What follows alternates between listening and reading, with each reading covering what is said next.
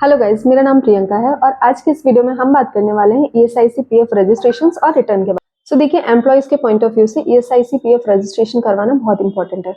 सो आज के हम इस वीडियो में देखेंगे कि ये रजिस्ट्रेशन कब रिक्वायर्ड होता है, कैसे होता है और इसे किस किस को करवाना मैंडेटरी है। गाइस, वीडियो स्टार्ट करने के पहले मैं बताना चाहूंगी कि अगर आप अपना ईएसआईसी रजिस्ट्रेशन किसी एक्सपर्ट के थ्रू और कम कॉस्ट पे करवाना चाहते हैं, नीचे दिए गए डिस्क्रिप्शन बॉक्स में कॉन्टैक्ट नंबर दिया हुआ है, उसे कनेक्ट कर लीजिए। तो चलिए गाइस, अब स्टार्ट करते हैं। पहले हम देख लेते हैं ईएसआईसी पीएफ होता क्या है। पहले हम बात करते हैं ईएसआईसी के बारे में। ईएसआई एम्प्लॉय स्टेट इंश्योरेंस, और ईएसआई को रेगुलेट करता है ESIC, employee state insurance corporation. Employer अपने एम्प्लॉयज को बेनिफिट प्रोवाइड करता है मेडिकल के। तो अब हम बात करते हैं ईएसआईसी रजिस्ट्रेशन कब मैंडेटरी होता है। अगर आपके एम्प्लॉयज मोर देन 10 है तो आपके लिए मैंडेटरी है, और उसमें भी लिमिट है कि अगर आपके एम्प्लॉयज की मंथली वेजेस वो 21,000 मतलब कि 21,000 से अगर कम होती है तो ही आपको मेडिकल का बेनिफिट मिल सकता है, अदरवाइज ये बेनिफिट नहीं मिलेगा। ईएसआईसी में रजिस्टर होने के बाद में आपको एक ई पहचान कार्ड मिलेगा, जिसके थ्रू आप ईएसआईसी में रजिस्टर हॉस्पिटल्स में अपने मेडिकल बेनिफिट्स ले सकते हैं। तो अब हम बात करेंगे बेनिफिट्स की जो ईएसआईसी रजिस्ट्रेशन के बाद में आपको मिलेगी।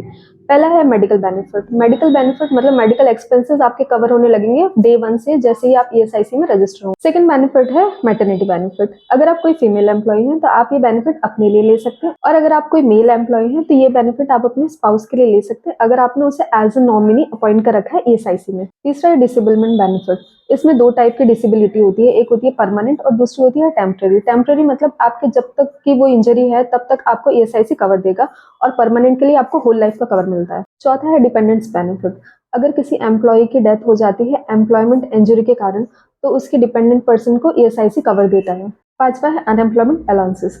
अगर किसी एम्प्लॉय को अपनी जॉब ड्रॉप करनी पड़ती है उसकी किसी एम्प्लॉयमेंट इंजरी के कारण, तो ईएसआईसी उसे कैश प्रोवाइड करता है मैक्सिमम 24 मंथ्स तक। तो अब मैं आपको बताती हूँ ईएसआईसी रजिस्ट्रेशन के लिए हमें किस किस डॉक्यूमेंट की रिक्वायरमेंट होती है।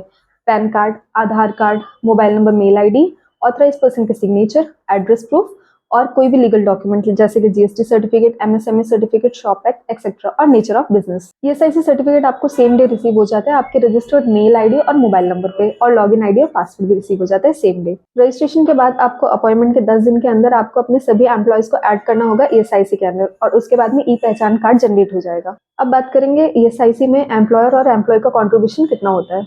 एम्प्लॉयर को मंथली वेजेस का 3.25% सबमिट करना होता है, और एम्प्लॉय को अपनी मंथली सैलरी का 0.75% सबमिट करना होता है। तो अब हम बात करेंगे ईएसआईसी रिटर्न्स के बारे में। तो जैसे मैंने आपको बताया है कि एम्प्लॉयर का कंट्रीब्यूशन 3.25% होता है और एम्प्लॉय का कंट्रीब्यूशन 0.75% होता है, तो दोनों का मिला के 4% होता है, जो कि हमें हर मंथ की 15 तारीख तक सबमिट करना होता है। तो चलिए शुरू करते हैं। ईपीएफ होता क्या है। EPF means employee provident fund, और ईपीएफ को रेगुलेट करता है EPFO means employee provident fund organisation. EPF एक टाइप की सेविंग स्कीम है जो सिर्फ सैलरीड एम्प्लॉयज के लिए ही अवेलेबल होती है। तो अब हम बात करते हैं कि ईपीएफ रजिस्ट्रेशन किसके लिए मैंडेटरी है। अगर आपकी कंपनी या फर्म में 20 या 20 से ज्यादा एम्प्लॉयज हैं तो आपको ईपीएफ में रजिस्टर होना मैंडेटरी है। अगर आपके एम्प्लॉयज 20 से कम है तो फिर भी आप इसमें रजिस्टर करवा सकते हैं, but as a voluntary basis पे, और उसमें भी आपको अपने सभी एम्प्लॉयज से एक्सेप्टेंस की जरूरत होती है। तो ये तो बात हो गई एम्प्लॉयर्स के केस में। अब हम बात करते हैं कि एम्प्लॉय किस किस कंडीशन में ईपीएफओ में रजिस्टर होना मैंडेटरी है। अगर एम्प्लॉय की सैलरी 15,000 या उससे कम है तो ईपीएफओ में उसका कंट्रीब्यूशन कंपलसरी है।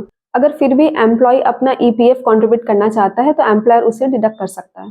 तो अब हम बात करेंगे ईपीएफ रजिस्ट्रेशन के बेनिफिट की। पहला बेनिफिट है कि ईपीएफ एक टाइप का एडिशन है हमारे सेविंग फंड में। दूसरा बेनिफिट है कि ईपीएफ में कंट्रीब्यूशन जो होता है हमारा, वो हेल्पफुल होता है हमारे रिटायरमेंट के बाद में भी हमारे बेटर लाइफस्टाइल के लिए। तीसरा बेनिफिट ये है कि हमें इमरजेंसीज के टाइम पे ईपीएफ का कंट्रीब्यूशन बहुत हेल्पफुल होता है। चौथा बेनिफिट ये है कि आप अपना पीएफ कभी भी पार्शियल विड्रॉल कर सकते हैं कुछ स्पेसिफिक रीजन के लिए, लाइक घर के कंस्ट्रक्शन के लिए, एजुकेशन के लिए, या इलनेस के लिए एक्सेट्रा। तो अब हम बात करेंगे कि ईपीएफ रजिस्ट्रेशन के लिए किस किस डॉक्यूमेंट की रिक्वायरमेंट होती है। Aadhaar card, PAN card, mobile number, mail ID, address proof, authorise person के सिग्नेचर, बिजनेस लीगल डॉक्यूमेंट जैसे कि GST certificate, MSME certificate, shop act certificate etcetera.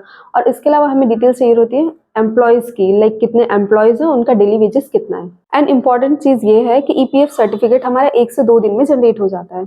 चलिए, अब ये तो बात हो गई ईपीएफ रजिस्ट्रेशन की। अब हम बात करेंगे उसके बाद की प्रोसीजर की, एम्प्लॉय ऐड करना और उसके रिटर्न्स की। रजिस्ट्रेशन के बाद आपको सभी एम्प्लॉयज को ऐड करना होगा और उसके बाद में सभी के इंडिविजुअल यूएन नंबर और पासवर्ड इशू होंगे। अब हम बात करेंगे यूएन नंबर की। यूएन नंबर मतलब यूनिवर्सल अकाउंट नंबर। ये एक टाइप का सेविंग अकाउंट है जिसमें पीएफ डिडक्ट किए हुए सारी अमाउंट डिपॉजिट होती है। गवर्नमेंट का एक ऐप है उमंग, जिसके थ्रू आप अपने ईपीएफ के सारे कॉन्ट्रीब्यूशन अमाउंट चेक कर सकते हैं और उसके अलावा एम्प्लॉय कितनी भी कंपनी चेंज कर ले उसका यूएन हमेशा सेम रहता है। तो अब हम बात करेंगे कि एम्प्लॉयज ऐड करने के लिए हमें किस किस डॉक्यूमेंट की रिक्वायरमेंट है। तो उसके लिए हमें चाहिए रहता है एम्प्लॉय का Aadhaar card, PAN card, mobile number और बैंक पासबुक और सैलरी डिटेल्स। अब हम बात करेंगे कि ईपीएफ में एम्प्लॉय का कितना कंट्रीब्यूशन होता है और एम्प्लॉयर का कितना कंट्रीब्यूशन होता है।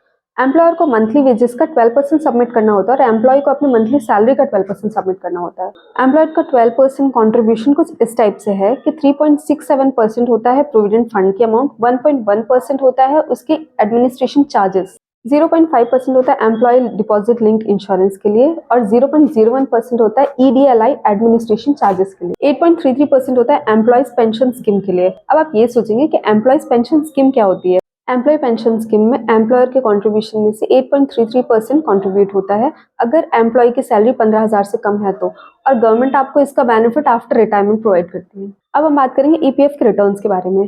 जैसे मैंने आपको बताया कि एम्प्लॉयर का कंट्रीब्यूशन 12% होता है और एम्प्लॉय का कंट्रीब्यूशन 12% होता है, दोनों मिला के 24%, जो कि हमें सबमिट करना होता है हर मंथ की 15 तक।